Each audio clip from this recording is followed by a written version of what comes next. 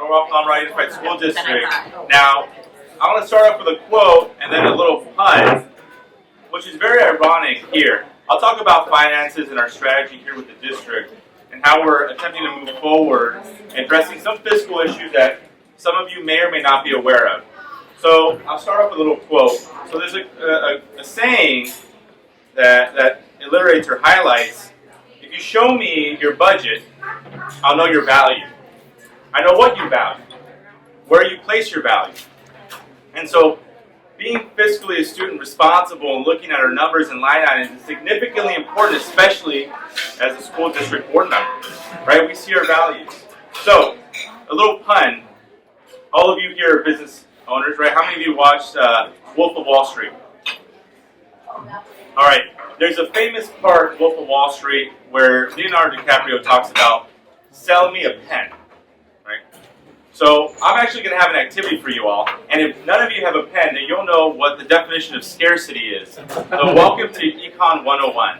All right, so before I start speaking, I do want to have a little activity. Those of you that have a pen already start off, you have an A. Those of you that don't, make a friend. So also, I have one pen here. Whoever wants to borrow it. I'm going to pass out, if you have a sheet of paper, please cut it in half and share it. But I want you to tear a piece of paper into 5 little pieces. All right, I'll give out some sheets if you don't have any, but tear a piece of paper into 5 little pieces. So on one piece of paper, I would like to ask you to please write down your nickname. All right, on your second sheet of paper, please write down your religion or the faith that you were brought up in. All right, third piece of paper, please write down your occupation. All right, fourth piece of paper, please write down your favorite pie. All right, on your last piece of paper, please write down either the race or ethnicity that you identify with. All right, so you should have 5 pieces of paper, and you should have all your life secrets on there, and pretty much a lot of your character on these 5 pieces of paper. Now, look at the 5 pieces of paper. Pick which is least important to you out of those 5. Crumple it up, put it in front of you. Guess what step 2 is? Same thing. Look at the 4 pieces of paper. Identify which is least important to you, and crumple it up. All right, you should have 3 pieces of paper. Guess what the next step is? Same thing. You know what it is. Crumple it up, the least important. All right, so we should all have 2 pieces of paper now. If you don't, you did not follow directions, but it's okay. All right, you should have 2 pieces of paper. Now, look to the person to your left. Look at their 2 pieces of paper. Pick which one you think is least important to you. Take it away. All right, have you all completed the task? That's all right. Well, I mean, that's when you have to... All right.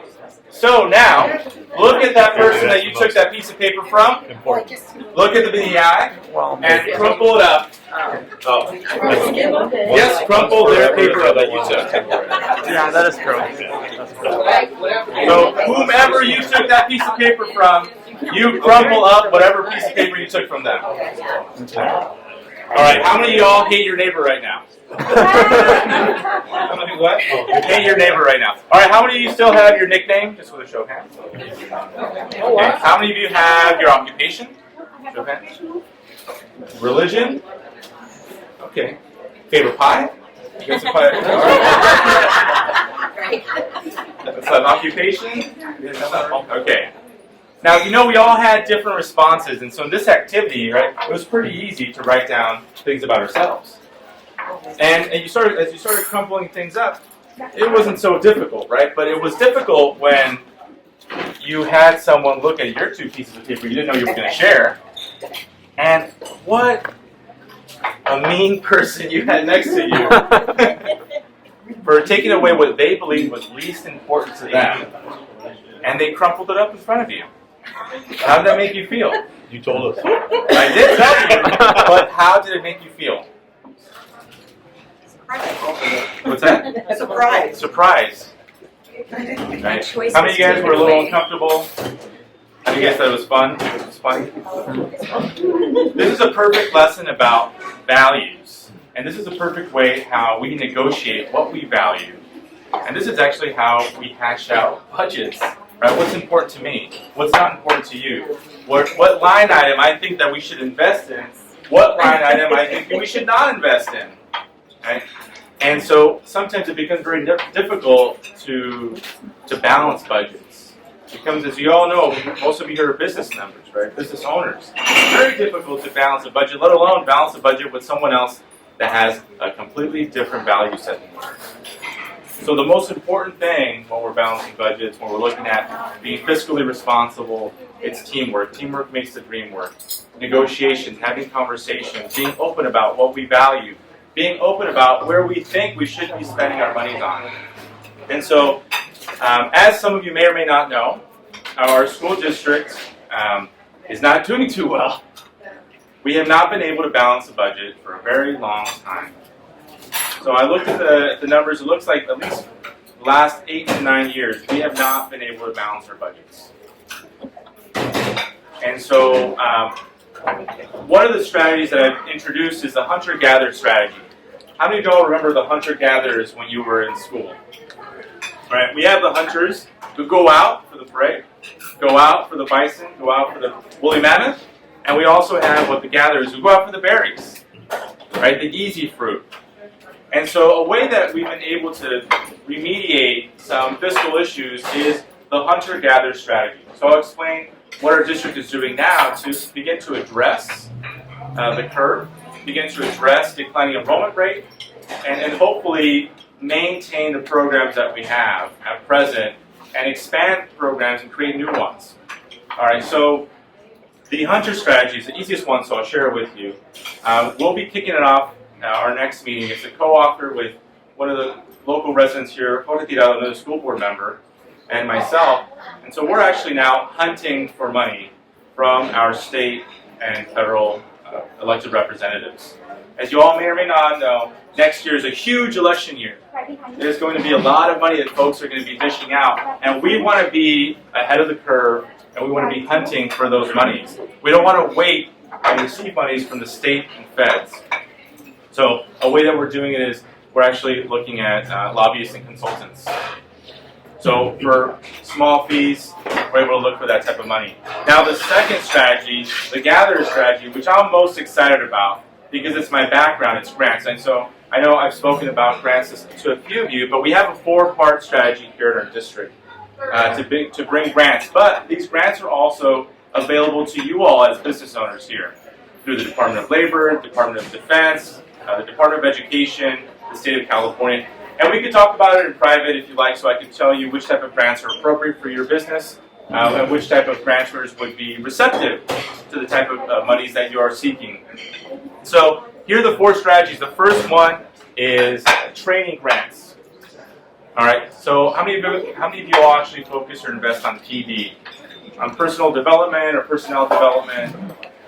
So our district actually offers a lot of training, which is really good. A lot of training, but training for who, training for what?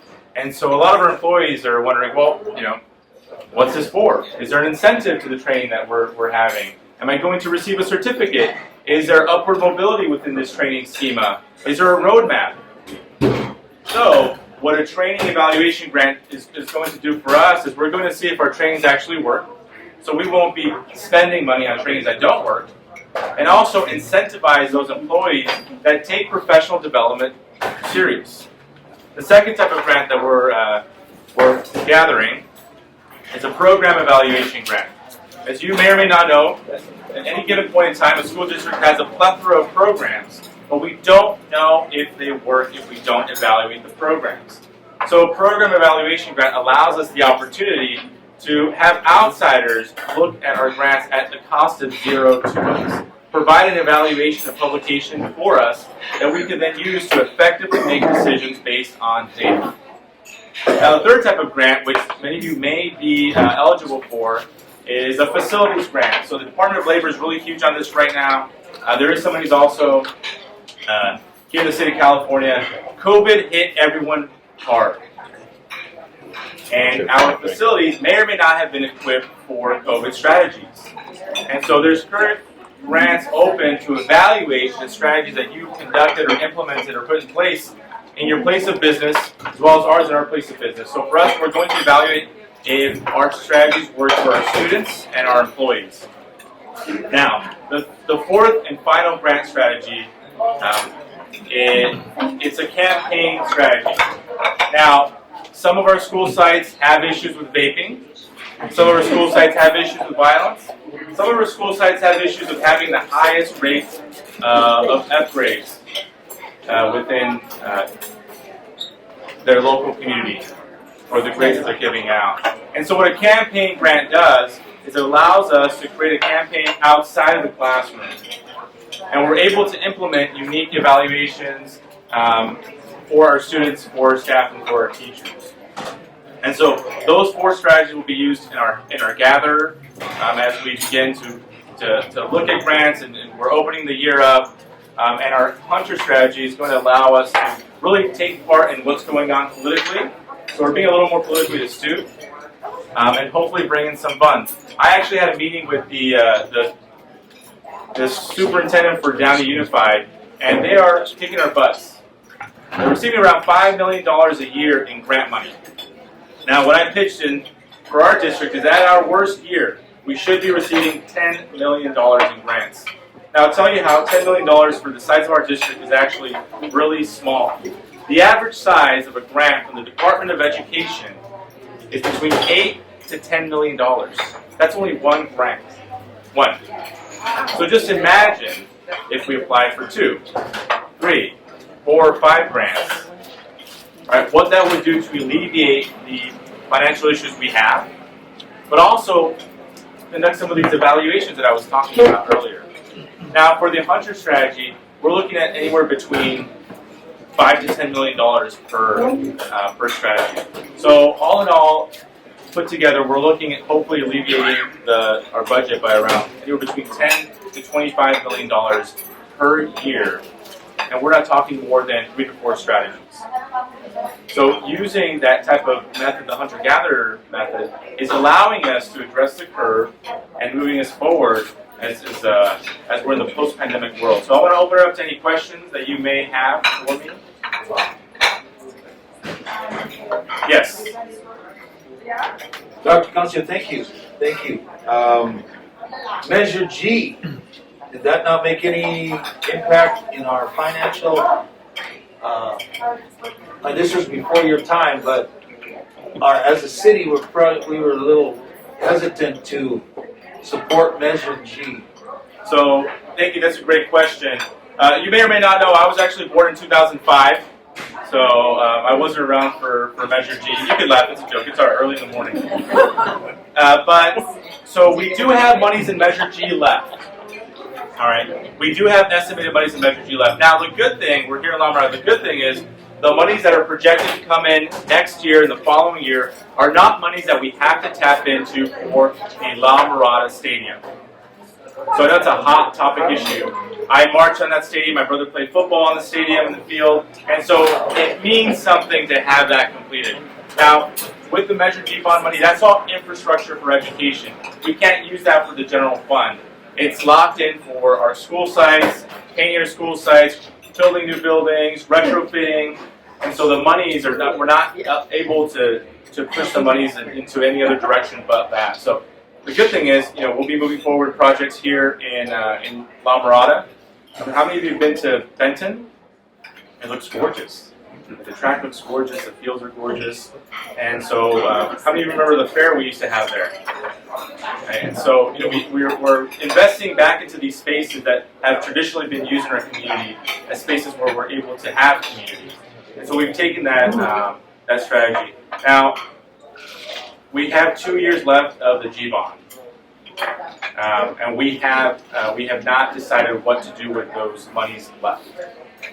So upon completion of the current monies that we haven't spent, we'll be completing the La Mirada Stadium. That's from the G, not from the G money. That's from the bond, yes. That's from the bond. Yes. So the stadiums for John Glenn and Norwalk, what's going to happen now to the Excelsior Stadium? So at present, there is no game plan to build, retrofit anything with the Excelsior Stadium. The Excelsior Stadium is the only grass stadium we'll have at the end, the day once the La Stadium is completed. But we don't have any game plan for Excelsior at present. So. Yes, go on. In your best estimate, what are the chances that any schools in Norwalk or Mirada might be closed in 22, 23? I believe if we do not have conversations about our values, not just within the board, but also conversations with us, it's really important that all shareholders and stakeholders reach out to us and let us know, where you see intrinsic value and where we should be investing in our district. I do foresee we may have to close some schools down, partially because of funding, but more so because of declining enrollment rate. So hopefully in our January meeting, our school board superintendent will pitch to us different strategies to be able to remediate and address declining enrollment rates. Now, one of the things I do say is we do have very exciting programs, but we have not been able to brand those programs. So I know one of my colleagues from the district will speak a little bit about internships, but I'll give you a clue of how we're looking at internships now as opposed to how we've traditionally looked at internships in a way to be able to bring people into our district and say, hey, listen, there's something going on in Norwalk-La Mirada, and it's a place that you want to have your kids be educated. So how many of you all did a traditional internship where you were in high school? Yeah. All right. Very few of us did a couple traditional internships. Now, usually internships are tailored to a specific type of student. Usually a high-performing student, which is great. But we could use internships to help the whole gamut of students. So I've implemented a program called the A through C internship. What does that mean? That means we target our A students, but we also target our C students. And I'll give you an example of what that looks like. So we're right now in conversations with the iron workers. How many of you know how to weld?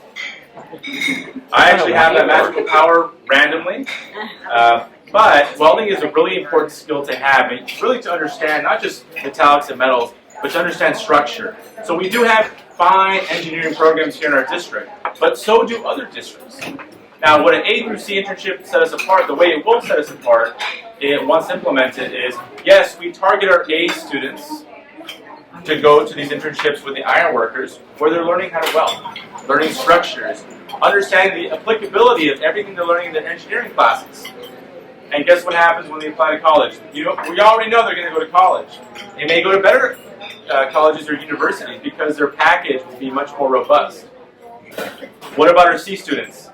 Has anyone here ever had a union job as a welder? You could be making between $50, $60, even $75 an hour. So we're preparing our gamut, A students and C students, for success. We are no longer fixated on college programs. We're now fixated on providing success to all of our students. And that's significantly important for us because some students stay here. A lot of us do not leave the district. We love our homes, and we continue to invest and reinvest here in our community. But so it's important for us to be able to have successful students, whatever success means to them. Is there anything, you mentioned partnership or getting involved in the community. How best can we do that? So, are you going to speak a little bit about the website program? Yeah. Okay. We'll talk a little bit about it. But from my end, in terms of interacting with us, as you all know, we're also a business. We're in the business of providing the best education possible to the children here in our district and also to families and children around our district that are interested. We don't have all the answers, so sometimes it's important for you all to help us bridge communication, not just with each other, but also across the district. I'll give you an example of a way that we can begin to collaborate. So Tammy and I started having a conversation. And so Tammy's in the business of the news, right? And ironically enough, in the schools, we also are in the business of the news. We have school newspapers. We have really fine programs. We have a program at John Glenn called the ACT program. They're doing news and media production, but a way that we've been discussing that we could bring forward Tammy's work and our work is we need mentors for our newspapers at our school sites. they're publishing, but we have teachers that may or may not have that area of expertise, that some of you have areas of expertise. And so we could get a grant together where we're able to incentivize our mentors, our local community, business leaders, and other community members in providing that mentorship for our school sites, for our programs like the newspaper, and be able to move forward unique strategies that we may have not known or be able to capture in the classroom, or in our traditional classroom sense. So that's a way where you reaching out to us, letting us know, hey, this is my area of expertise. Does it fit in our district? Yes, it does. We just have to find where it fits. And we can create a collaboration and a grant where it doesn't cost you money, doesn't cost us money, but we co-collectively make money off of these potential opportunities either provided by the state, by the feds, or any other grant entity. Thank you for the information. Any other questions, anybody? So, we'll Network. go ahead and network. Yes, Pastor. Well, I do have, Dr. Cancio, we keep hearing about declining enrollment. Some of that might be the other students just going to private school or other schools or homeschooling. But is there a strategy there? And as someone who's interested in housing, I drive by some of these school properties that are pretty attractive. Any plans to sell, to invest in community with those properties? $1 million question. Thanks, Pastor Jack. No pressure. No pressure whatsoever. Without giving anything away, how many of you like the activity we did in the morning? Now, declining enrollment. I'm a graduate from our district, so our district traditionally was able to house between 30 to 35,000 students. At present, we have around 17,000 students. So, we're getting close to half of what our capacity is. So we have multiple sites that are becoming empty. We have other sites that are bursting at the brim with numbers of students, including some of our middle schools and some of our high schools. As you know, we had a recent closure here across the street. And so, yes, we do have properties that we are considering for sale, but I want to remind you that once you sell something, we know some of the real estate folks, once you sell it, you lose it, and it's much more difficult for us to get it back, especially if it's developed into residential. Now, there have been studies shown that just because properties are turned into residential does not significantly indicate that there will be an increase in the population for student-aged kids. Right? So there's a variety of studies. So we're not citing those studies when we're thinking about developing, but we are having conversations about implementing unique strategies in the properties that we do have that are empty. So I know one of them here is actually in South Whittier, the old El Camino site. I know it was brought up, but we also have Excelsior, which is a huge site. It's also the only green space in that particular area in town. But we also have other schools here in Mirada, also schools in Norwalk, that are declining significantly. So we're considering, but we have to remember, if we leave any site open, it allows charter schools to come in. Now, I don't know what everyone's stance is on charter schools, but if we leave school sites open, we may, as a community, reject charter schools from coming in. As you all know, what they've been doing at LA Unified School District, they've been taking over. They take over politically. They dump a lot of money for candidates to start selling schools or allowing schools to be up for grabs. Some programs are fair, some programs are not. Some programs develop and implement PD for their teachers and staff. Some programs don't. It's more of a business model instead of an education-based model. And so if and when we do close schools down, we really have to think creatively of what and how we're going to use these spaces, because we could lose them to charter schools, and also what if we sell them, we could lose them indefinitely. Which, if we go back to the 30,000 or 35,000 number mark, we're going to have to start thinking about space again. As you all know, we see the Conics boxes increasing, or the temporary classrooms increasing in some of our sites and decreasing. So we really want to plan ahead for the future. We really want to think about investment. We really want to implement this hunter-gatherer strategy in order to help us deviate and look different from other districts. Now, to your point, Pastor Jack, at present, we have double-digit declining enrollment rate. here in our district. Compared to the districts around us, they have single digits, like ABC. What they're doing is they are recruiting from our own backyard. So one of our marketing strategies now is we point the cannon outward. Sorry, Barbara, sorry, here. Sorry, ABC Unified School District in Downey. So we are being a little more provocative about showcasing our programs. How many of y'all ever had a fencing elective? We have a fencing elective at Hutchinson. How many of you knew we had a fencing elective at Hutchinson? Very few of you knew, and you're here in the community, that we have an elective that we provide fencing classes for our students. And so we are now pushing a branding and rebranding of our school sites in order to alleviate and address the problem, and hopefully recruit more students inward to our fine institutions. So. Yeah, you get a lot of ideas on that, so we won't get into that right now. All right. But let's see, Noel, do we want to? Yeah, Anthony, go ahead. Well, to piggyback on what Dr. Cancio is talking about as far as our community and equity within our student body and our local communities, we really want to get our students connected to you all. Internship is a great way, and we know the unfamiliarity, the uncomfortableness of a teenager coming to your business to work with you. And we know that the bottom line is making money and keeping the doors open to your businesses. So we would prepare our students to come help you all with what you do. And marketing is a great way of doing that. Not only for you, but for us parents who are looking for a district to put our kids. So if our kids are out there doing things like working within the community businesses that are there, that's attractive.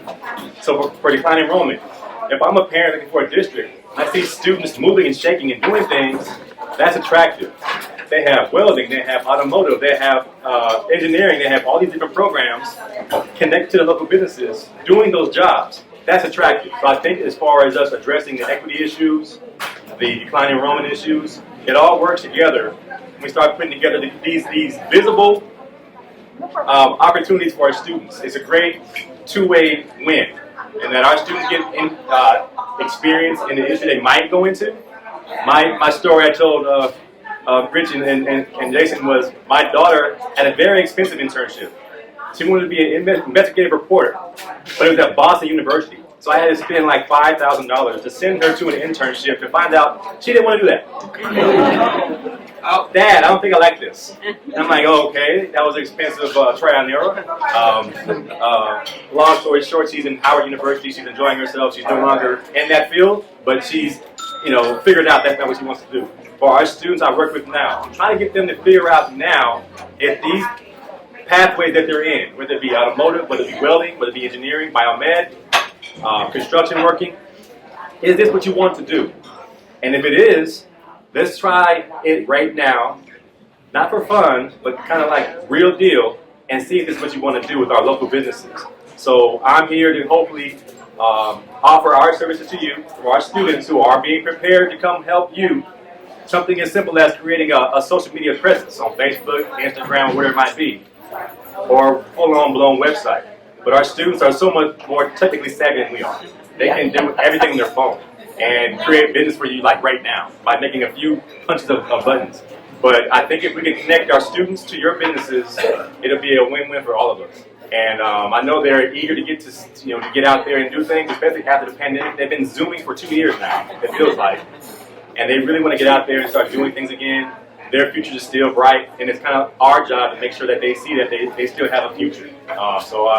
Again, we want to make this as seamless as a process for us as it is for them. So I'm working with them to get ready to come out there and help you all. But I'm going to talk to you all about how does that look. Are you set up for a student to come after school or in the summertime to intern with you? Or is it something we do via Zoom? So we have options, and whatever is easiest and best for you and your business, we are willing to be flexible and make that happen. So that will help address a lot of the issues as far as attraction is concerned. I think the more visible we are out there doing these things, we take pictures and videos of these actions happening and post it on our website, post it on our social media, and parents will see that Norwalk-La, the La Mirada area, they're taking care of their students. They're giving them opportunities, and I think that's really attractive to most parents. I know I was attracted to seeing the images of kids in the businesses working, in doing things. So that's one thing that we're going to be doing real soon. But we want to thank you guys for giving us some insight, some of the new programs that are coming out.